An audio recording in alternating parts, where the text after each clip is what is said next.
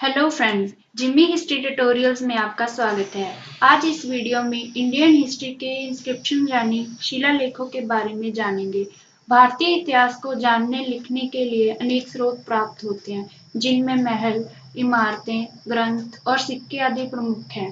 शिलालेख भी भारतीय इतिहास के प्रमुख स्रोत हैं और भारतीय इतिहास का अमूल्य हिस्सा है। इनसे हमें इतिहास की बहुत सारी और सटीक जानकारी प्राप्त होती है। ये पत्थरों और तांबे पर लिखे हो सकते हैं। इनको इस प्रकार बांटा जा सकता है। हमारा पहला पॉइंट है रिलीजियस इंस्क्रिप्शन यानी धार्मिक शिलालेख। इनमें उन सभी इंस्क्रिप्शन को शामिल किया जा सकता है जिन पर धार्मिक विचार या धर्म संबंधी जानकारी लिखी हो। हमें बहुत सारी प्राचीन धार्मिक शिलालेख प्राप्त होते हैं जिनसे इतिहास को जानने में मदद मिलती है। अशोक के रिलीजियस इंस्क्रिप्शन सबसे बेहतर मिसाल है। हमारा दूसरा पॉइंट है एडमिनिस्ट्रेटिव इंस्क्रिप्शन यानी प्रशासनिक शिलालेख, जिनमें प्रशासन संबंधी जानकारी प्राप्त होती है। इसकी पहली उदाहरण है Sohagra copper plates. Sohagra UP का एक पुराना गांव है जहां से इतिहासकारों को बहुत सारी कॉपर प्लेट्स मिली हैं जो 3rd सेंचुरी बीसी की बताई जाती हैं। इनको ताम्रपत्र भी कहा जाता है। ये प्रशासनिक शिलालेख की उत्तम उदाहरण है।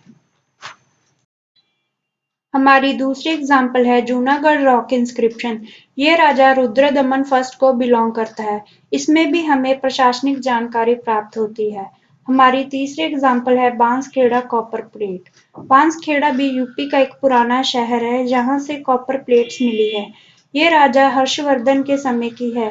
ये इतिहास का सबसे महत्वपूर्ण शिलालेख है क्योंकि इस शिलालेख पर हमें राजा हर्षवर्धन के हस्ताक्षर प्राप्त होते हैं। इनके अलावा भी बहुत सारी कॉपर प्लेट्स नॉर्थ और साउथ इंडिया से भी मिलती हैं। हमारा थर्ड पॉइंट है यूलॉजिस्टिक इंस्क्रिप्शन। इस प्रकार के शिलालेख पर राजा का नाम और उसकी लाइफ हिस्ट्री की जानकारी प्राप्त होती है। यानी इस शिलालेख पर जिस पर राजा का समय, उसकी जीत, उसके द्वारा जीते गए इलाकों आदि की जानकारी प्राप्त हो। ये बहुत ही मूल्यवान स्रोत है, परंतु इन शिलालेख की एक कमी ये है कि लिखने वालों ने घटना को बढ़ा चढ़ाकर बताया है, जिससे इतिहास धुंधला हो जाता है। इन शिलालेखों को आगे दो हिस्सों में बांटा जा सकता है। पहला है प्योरियोलॉजी। इसमें सिर्फ एक राजा के द्वारा के बारे में ही जानकारी प्राप्त होती है। इसकी पहली उदाहरण है हाथी गुम्फा शिलालेख। यह शिलालेख राजा खारवेल की है। वो कलिंगा का राजा था। इस शिलालेख में उसकी जिंदगी की जानकारी प्राप्त होती है। हमारी दूसरी एग्जाम्पल है इलाहाबाद पिलर इंस्क्रिप्शन। ये राजा समुद्रगुप्त द्वारा बनाया गया शिलालेख है। राजा समुद्रगुप्त को भारत का नेपोलियन भी कहा जाता है। प्योरियोलॉजी के बाद है यूलॉजी मिक्स्ड विद अदर्स। इसमें राजा और उसके पूर्वजों की भी जानकारी प्राप्त होती है। इसमें इतिहास की बहुत सारी घटनाएं मिक्स होती हैं, परंतु मूल्यवान जानकारी प्राप्त होती है। इसकी उदाहरण इस प्रकार है। पहला है नासिक केव इंस्क्रिप्शन। दूसरा है जूनागढ़ रॉक शिलालेख। तीसरा है नासिक केव ऑफ गौतमी वलासारी। चौथा है महरौली आयरन पिलर।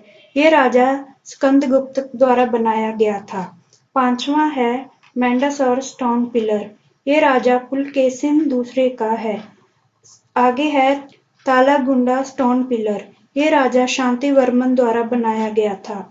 सातवां है नागा अर्जुनी कोंडा शिलालेख, जो राजा वीरपुरुष दाता द्वारा बनाया गया था। इस प्रकार हमें यूलॉजिस्टिक इंस्क्रिप्शन की बहुत सारी उदाहरणें मिलती हैं। हमारा फोर्थ पॉइंट है डेडिकेटिव इंस्क्रिप्शन। इसका अर्थ है वो शिलालेख जो किसी के सम्मान में बनाया गया हो या किसी को डेडिकेट किया गया हो, उसे डेडिकेटिव इंस्क्रिप्शन कहते हैं। हमारी पहली उदाहरण है पिपरहवा में प्राप्त बुद्ध का अस्थि कलश। ये 1898 में प्राप्त हुआ था। इस कलश के ऊपर ब्राह्मी लिपि में कुछ लिखा भी हुआ है। ये अनुमान लगाया गया है कि ये अशोक द्वारा अंकित करवाया गया होगा। ये इतिहास का बहुत ही मूल्यवान स्रोत है। दूसरी उदाहरण है बेसनगर गरुड़ा पिलर ऑफ हेलिडोरस। ये हेलिडोरस द्वारा बनाया गया था। हेलिडोरस एक इंडो ग्रीक किंग का राजदूत था। ये पिलर सांची स्तूप से 5 मील की दूरी पर स्थित है। ये पिलर हेलिडोरस द्वारा गॉड वसुदेवा को समर्पित कर बनाया गया था। हमारा फिफ्थ पॉइंट है डेडिकेटिव इंस्क्रिप्शन विद इमेजेस। इसका अर्थ है वो शिलालेख जो किसी को डेडिकेट किया गया हो या चित्र बनाया गया हो। हमें इतिहास में बहुत सारी मूर्तियां भी प्राप्त होती हैं।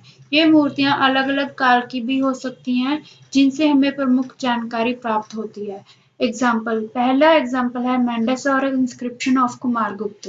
मेंडसौर मध्य प्रदेश का एक शहर है। यहाँ पर राजा कुमारगुप्त सेकंड का द्वारा बनाया गया शिलालेख प्राप्त होता है, जिससे हमें उस काल की बहुत सारी जानकारी प्राप्त होती है। हमारी सेकंड एग्जाम्पल है भितारी पिलर। ये राजा स्कंद गुप्त द्वारा बनवाया गया था। इस पर कई चित्र भी उकरे हुए हैं।